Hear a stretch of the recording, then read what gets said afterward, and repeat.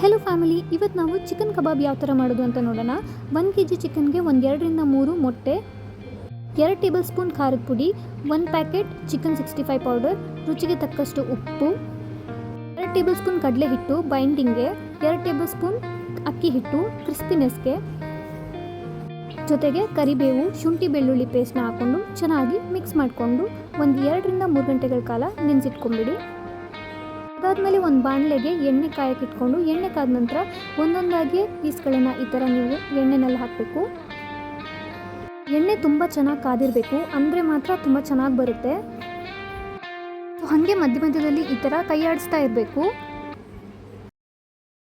Medium ಫ್ಲೇಮಲ್ಲಿ ಒಂದು 3ರಿಂದ 4 ನಿಮಿಷಗಳ ಕಾಲ ಬೇಯಿಸ್ಕೊಂಡ್ರೆ ಸಾಕು, ಚಿಕನ್ ಕಬಾಬ್ ರೆಡಿ ಆಗುತ್ತೆ.